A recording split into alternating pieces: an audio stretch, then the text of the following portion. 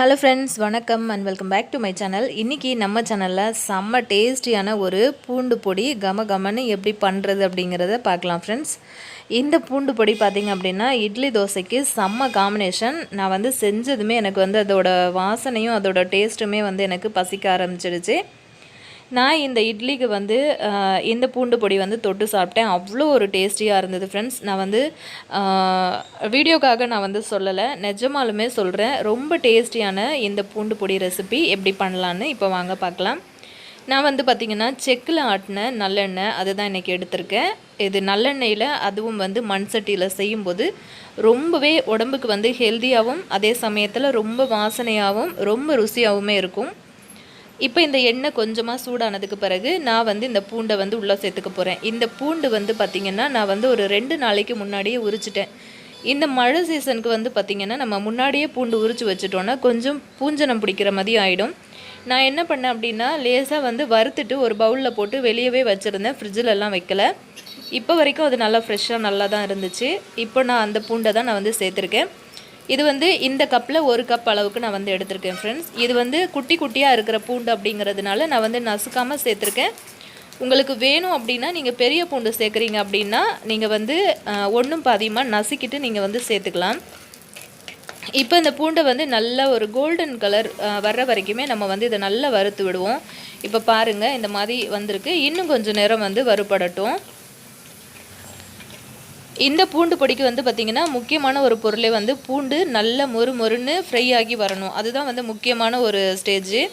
இப்போ பாருங்கள், சூப்பராக ஃப்ரை ஆகி வந்திருக்கு. இப்போ நம்ம இதை வெளியே எடுத்து ஆற வச்சிடலாம். அந்த எண்ணெயெல்லாம் வடிகட்டிட்டு எடுத்துக்கோங்க.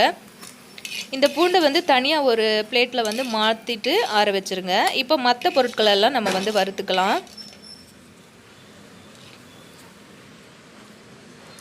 இப்போ 1 கப் அளவுக்கு இந்த மாதிரி உளுத்தம்பருப்பு நான் சேர்த்துருக்கேன். நான் முன்னாடியே காட்டினேன்ல அந்த ஸ்டீல் கப்பு, அந்த கப்பில் 1 கப் அளவுக்கு நான் அளவு எடுத்திருக்கேன். இப்போ இந்த அதே எண்ணெயில் எண்ணெய் அதுக்கு மேலே சேர்க்காதீங்க. அதே எண்ணெயிலே இதை வறுத்து எடுத்துக்கலாம். இந்த மாதிரி நல்ல ஒரு கோல்டன் கலர் வர வரைக்குமே வறுத்து விடுங்க. இப்போ இதையும் நம்ம தனியாக ஒரு பிளேட்டில் மாற்றி ஆற வச்சுக்கலாம். இப்போ நல்ல ஃப்ரெஷ்ஷான கருவேப்பிலை, அதுவும் 1 கப் அளவுக்கு நான் எடுத்திருக்கேன். உங்களுக்கு கருவேப்பிலை எந்த அளவுக்கு சேர்க்கணுன்னு தோணுதோ அந்த அளவுக்கு சேர்த்துக்கலாம். இப்போ பாருங்கள், நல்ல மொறுன்னு இருக்கணும் ஃப்ரெண்ட்ஸ். நீங்கள் இந்த மாதிரி கருவேப்பிலையை பிடிச்சி இப்படி உடச்சிங்க அப்படின்னா நல்லா தூள் ஆகிற மாதிரி மொறுன்னு நீங்கள் வறுத்து எடுத்துக்கோங்க. இதையும் நம்ம தனியாக வச்சுக்கலாம். இப்போ ஒரு 10 காஞ்ச மிளகாய் அளவுக்கு இருக்குன்னு நினைக்கிறேன். அந்த அளவுக்கு நான் சேர்த்துருக்கேன். என்னோடய காரத்துக்கு தகுந்த மாதிரி கொஞ்சம் எடுத்திருக்கேன். கொஞ்சம் காரம் தூக்கலாக இருந்தால் ரொம்ப சூப்பராக இருக்கும் பூண்டு பொடி. இப்போ லேசாக அந்த நல்லெண்ணெய் லைட்டாக விட்டுட்டு அந்த மிளகாய் எல்லாத்துலேயுமே படுற மாதிரி அதையுமே நான் வறுத்து எடுத்துக்கிறேன். மிளகாய் நான் காம்போடு தான் சேர்த்துருக்கேன். உங்களுக்கு வேணும்னா நீங்கள் காம்போடு சேர்த்துக்கலாம், இல்லைன்னா எடுத்துக்கலாம். இப்போ பாருங்கள், மிளகாய் நல்லா சவந்து வந்துருச்சு. இப்போ மிளகாயையும் தனியாக நம்ம எடுத்து ஆற வச்சிடலாம்.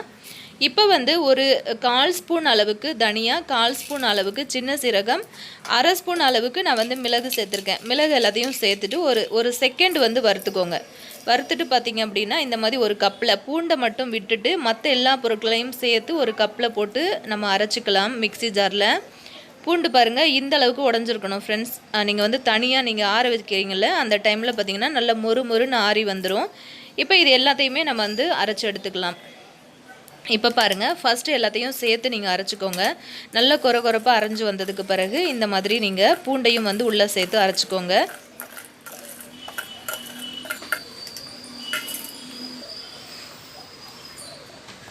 அவ்வளோதான் ஃப்ரெண்ட்ஸ். கொஞ்சமாக உப்பு சேர்த்துட்டு நல்லா எல்லாத்தையும் சேர்த்து நல்லா அரைச்சிட்டு ஒரு பிளேட்டில் கொட்டி ஒரு 10 நிமிஷத்துக்கு அந்த சூடெல்லாம் போயிட்டு ஆறுனதுக்கு பிறகு நீங்கள் ஒரு ஏர்டைட் கண்டெய்னரில் சேர்த்து வச்சுக்கிட்டிங்க அப்படின்னா இட்லி தோசை கூட நம்ம நல்லெண்ணெய் இல்லைன்னா நெய் சேர்த்துக்கிட்டு நம்ம இட்லி தோசை கூட சாப்பிட்றதுக்கு செம்ம டேஸ்டியாக இருக்கும்.